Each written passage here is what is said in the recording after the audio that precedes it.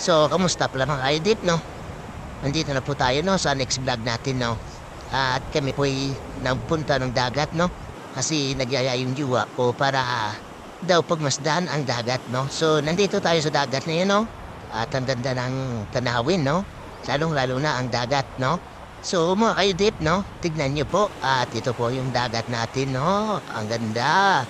So, ang diriit ng mga alon, ang sarap maligo dito, no, mga kayudip. At tayo po ay magkakadakad, kasama po ng jowa ko, no. So, nag-ikot-ikot po kami hanggang sa kami po ay napanap ng mga yamang dagat, no. At mga kayudip, ito po yung mga alon natin, ang diliit ng mga alon natin, mga kayudip, no. So, punta po tayo dun sa dulo.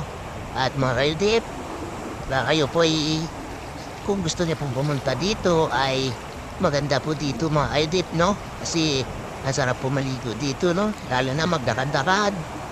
At mga idip ay likas na yaman po ang dagat na ito, no? Marami pong mga makukuha dito mga ulam.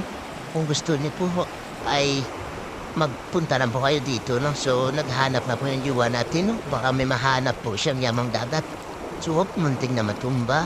So, mga kaidip, kayo po ay samahan natin po siya, no? Maghanap, no? Mga kaidip.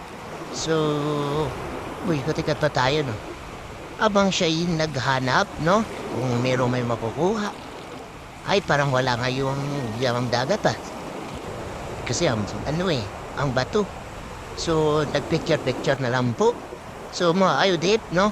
At tumayo na po siya, no? So, mga kaidip, kasi wala po siyang nakita. Uy, parang may nakita. Ay, yan.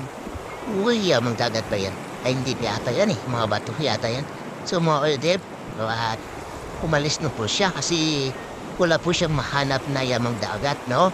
So, sige, tara, ikot po tayo. Baka mayroon na po tayong mahanap. So, mga kaidip, no? Ang tanawin po natin ay ang ganda at ang simoy ng hangin dito. At mga kayudip, ang sarap po maligo, family bonding.